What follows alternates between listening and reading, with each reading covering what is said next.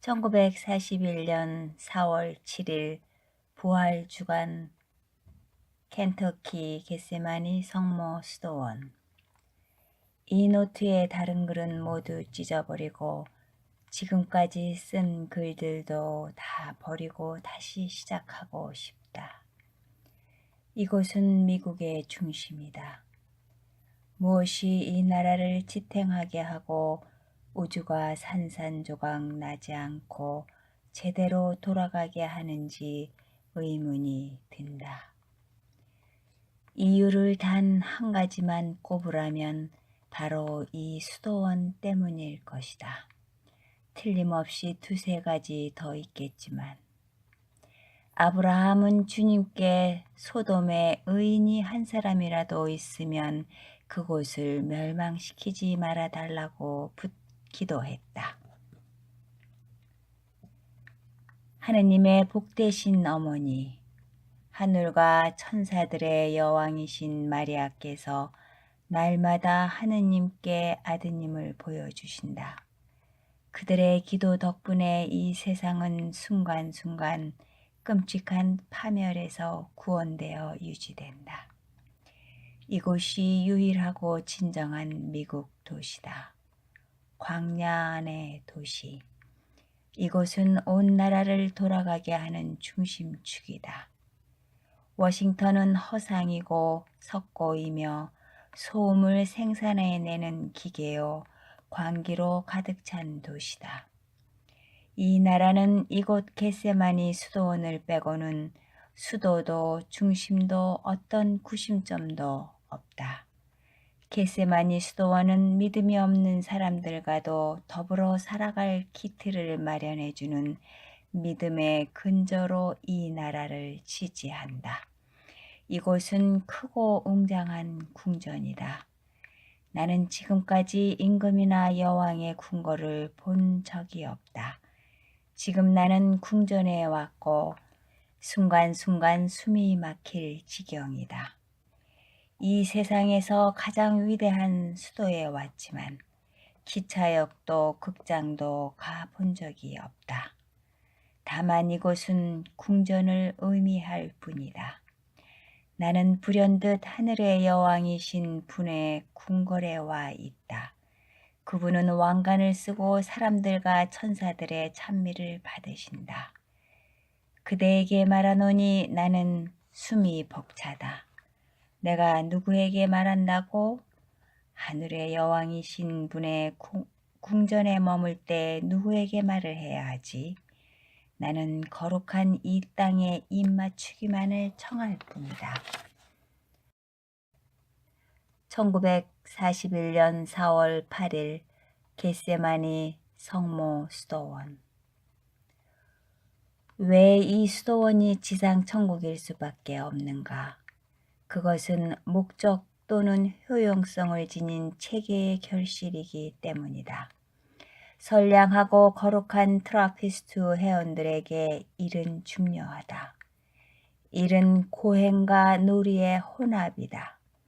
아무리 힘든 일이라고 해도 놀이의 한 형태다. 심지어 가장 큰 고행도 놀이다. 전례도 마찬가지다. 트라피스트 회원들은 이를 자신의 영혼을 구원하는 데 이용한다. 어린아이처럼 보잘것없는 존재가 되기 위해 우리도 그들처럼 놀아야 한다. 필요에 따라 일하는 것이 아니라 사랑으로 자유롭게 일해야 한다. 트라피스트 회원들의 숙달된 엄격함의 이면에는 필요에서 벗어난 형이상학적 자유가 존재한다. 존재론적으로 말하자면 일 또한 일종의 놀이다. 이를 놀이로 여기는 결과는 간접적이지만 수도자들의 영혼을 구하고 수도원을 지상 낙원으로 만든다. 그 결과 완전한 공동체를 이루어 놀라운 농장을 만들고 아름다운 정원을 가꾸며 근사한 경당과 숲, 세상에서 가장 깨끗한 손님들에 거쳐 맛있는 빵, 치즈, 버터를 만들어낸다. 이 모든 것이 조화를 이루어 이 수도원을 이 나라에 존재하는 어떤 정치적, 종교적 또는 다른 공동체보다 탁월한 공동체가 되게 하는 것이다. 1941년 4월 19일 성주간 수요일 겟세마니 성모 수도원. 첫 시간경이 시작되는 새벽 2시에 수도자들과 함께 하루를 시작하지 않으면 수도원의 삶을 이해할 수 없다. 사제들이 개별적으로 미사드리는 소미사 시간인 4시 30분에 일어난다 해도 하루를 제대로 알 수 없다. 그 시간에 하루를 시작하면 모두가 함께 드리는 8시 대미사가 하루의 정점이라는 사실이 분명하게 드러나지 않는다. 새벽 2시부터 8시까지 6시간은 온전히 기도로 봉헌된다. 조과, 라우드, 만과라고 불리는 2시, 4시, 6시에 드리는 시간경 외에 시간마다 시간경을 적어도 사순절에 바친다. 대미사는 하루 가운데 가장 풍부하고 장엄하게 봉헌되는 가장 중요한 전례다. 저녁 기도 때는 매우 감동적이고 중요한 성가 살베레지나를 빼놓지 않고 부른다. 대미사 중에는 모든 것이 더 깊어지고 장엄한 분위기에서 서서히 무르익어 간다. 대미사가 전례의 정점을 이루기 때문이다. 대미사는 하루의 심장이요 중심이며 바탕이자 하루 그 자체라 할 수 있다. 새벽 4시나 5시에 일어나면 이 사실을 깨닫기가 힘들다. 그저 미사가 하루의 시작이라고 생각할 수 있고 들에서 일하는 9시에서 11시 30분과 1시에서 5시 사이가 하루의 중요한 일과로 여겨질 수 있다. 일은 진정한 의미에서 놀이 그 이상은 아니다. 1941년 4월 10일 목요일 겟세마니 성모 수도원. 나는 의도적으로 이 궁궐이 어떤 낙원인지 말하지 않았다. 미학적으로도 이곳은 내가 지금까지 보았던 어느 곳보다 아름답다. 아무튼 분명한 것은 이곳이 미국에서 가장 아름다운 곳이라는 사실이다. 나는 이 수도원의 전경과 같은 곳을 본 적이 없다. 매우 넓은 계곡, 오르막과 내리막이 있는 땅, 숲, 삼나무, 짙푸른 밭, 아직 여물지 않은 밀밭, 축사를 겸한 헛간, 포도원, 드넓은 밭 가운데 성요셉상이 있는 언덕에서 울려 퍼지는 종소리. 그곳에서 야트막하게 잠시 끊긴 부분을 지나면 길은 마을로 이어지고 루이빌에서 애틀랜타로 가는 철로가 기차역에 닿아 있다. 창문으로 들판에 싱그러운 향기가 묻어온다. 오늘 햇볕은 마치 쿠바의 햇볕처럼 뜨겁다. 앞들의 튤립이 봉우리를 터뜨리기 시작했다. 아직 4월인데도 벌들이 이 꽃에서 저 꽃으로 날아다니며 꽃가루를 옮긴다. 과실나무들도 꽃을 피우기 시작했고 정문에서 큰 길을 따라 심어진 나무들도 날마다 새싹을 틔우고 있다.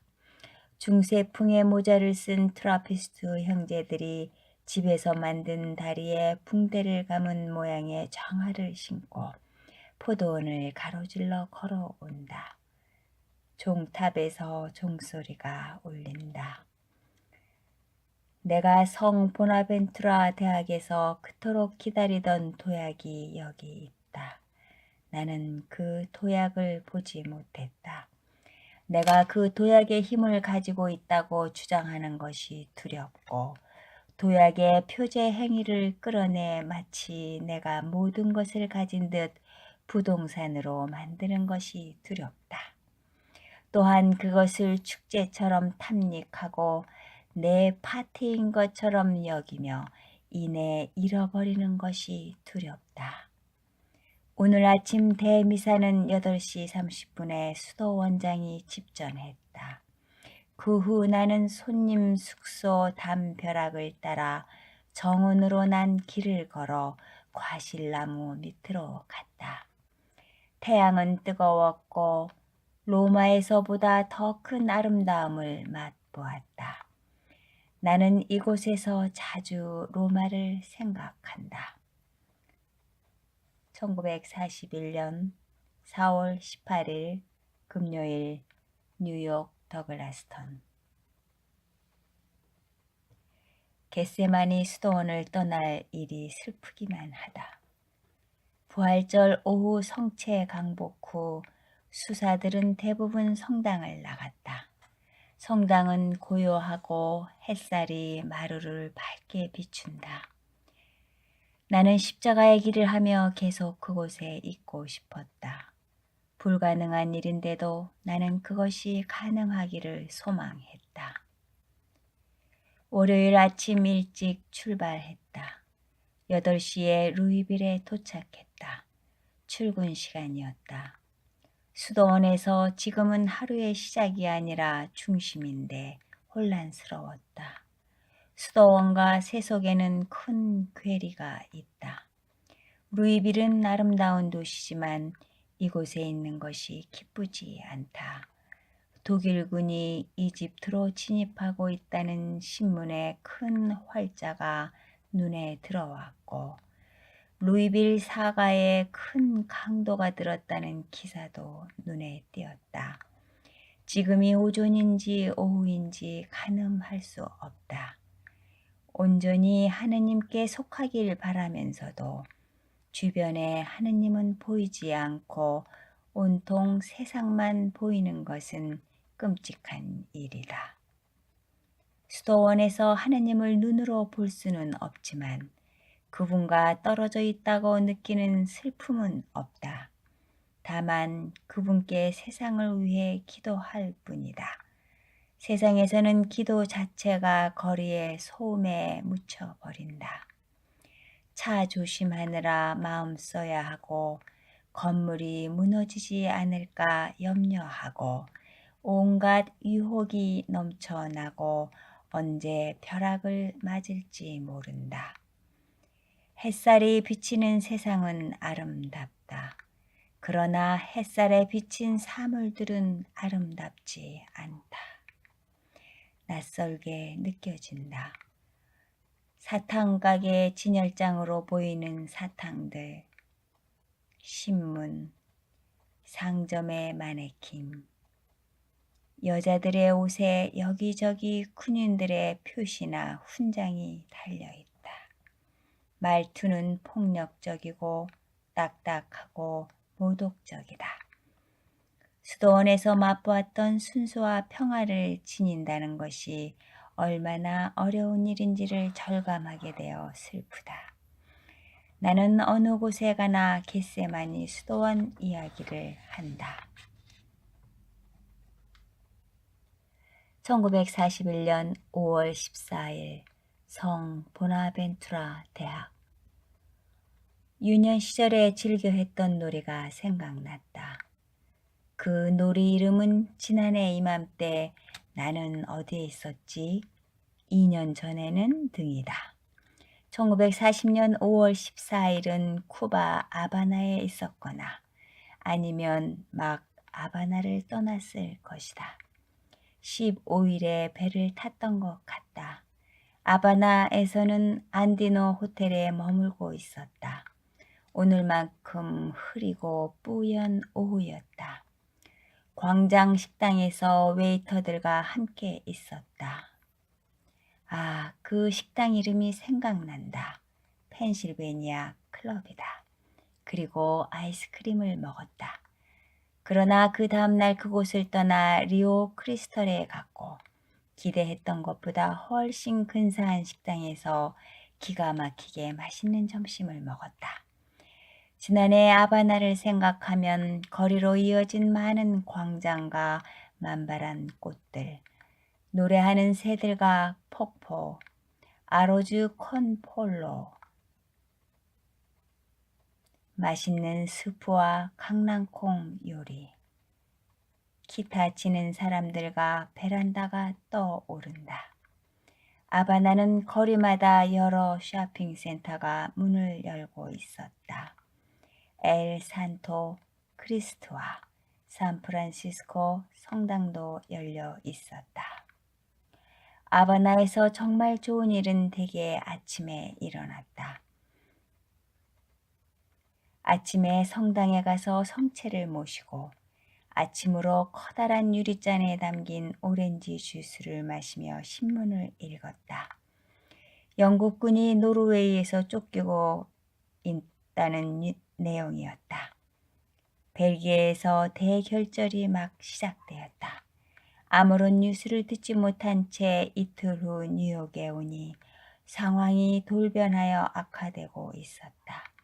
벨기에가 함락되고 영국군과 프랑스군은 패하여 군인들이 뿔뿔이 흩어졌다고 했다.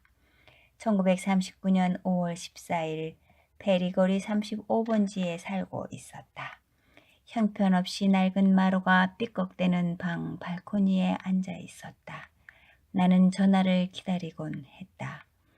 값비싼 전화기에서 달콤하고 잔잔한 벨소리가 울리기를 나는 렉스와 밥 김리와 함께 세계 박람회에 갔다. 쿠바 마을과 프랑스 건물에도 갔을 것이다. 아니면 개장 전이어서 들어가지 못했을지도 모른다. 피니지언 웨이크를 읽고 있었다. 무엇을 쓰고 있었는가? 그런대로 괜찮은 작품이던 디도를 예외로 하면 다 별 볼 일 없었을 것이다. 콜롬비아 대학교에서 박사학위 논문으로 제럴드 허킨스에 대한 논문을 쓰고 있었던 것도 생각났다. 1938년 5월 우리는 도나 이튼의 큰 방에 앉아 있었을 것이다.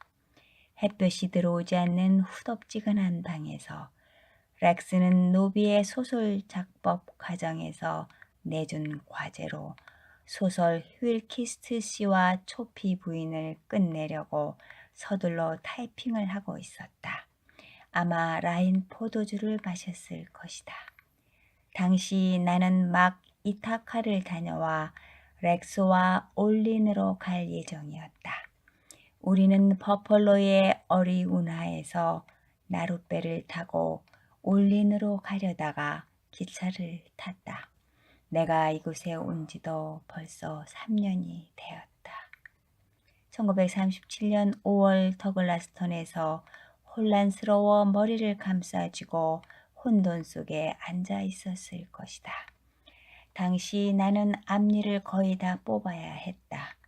뭔가 쓰고는 있었지만 대수로운 것은 없었고 내가 편집장으로 있던 대학 영감에 글을 싣는 정도였다. 나는 현상한 사진을 모두 보고 싶었다. 이 무렵 루스 보이어가 결혼을 했고 우리는 차를 타고 더글라스턴에서 로드만으로 갔다. 차에 샴페인이 가득 실려 있어 기분이 좋았고 결혼 축하 파리는 근사했다. 1936년 5월 해를 거슬러 갈수록 기억이 가물거려 이 놀이가 혼란스럽다. 우리는 오래된 알파 델타 하우스에서 매우 유쾌한 파리를 열었다. 그리고 라디오 시리에서 구직 인터뷰를 했다. 그해 여름은 얼마나 불행했는지. 1935년 5월 더글라스턴 정원에 앉아 어번 에드먼을 위한 예술의 기능에 대한 기말 리포트를 타이핑하고 있었다. 1935년은 더 이상 기억하고 싶지 않다. 1934년 5월 케임브리지, 1934년 5월은 칼에 찔리고 머리에 오물을 뒤집어 썼던 공포가 떠오른다. 그때 행복했던 순간을 생각하거나 한마디를 하려고 애쓰느니 차라리 죽는 것이 나을 것이다. 1933년 더글라스턴에 있었다. 거기서 로마에 다녀왔다. 로마에서 받은 은총으로 모호한 자만심에 차 프로테스탄트 방식에 길들여진 나 자신에서 벗어나기 시작했다. 부끄러워 몰래 기도하면서 하느님을 사랑하기 시작했다. 아무도 보지 않을 때 성경을 읽었고 여러 면에서 착해지려고 노력했다. 한편 D.H. 로렌스의 작품을 읽으면서 내가 체험한 것에 대해 의문을 품었고 이미 알고 있다고 생각했던 인생에 대해 너무 모르고 있음을 깨달으며 낯을 붉히곤 했다.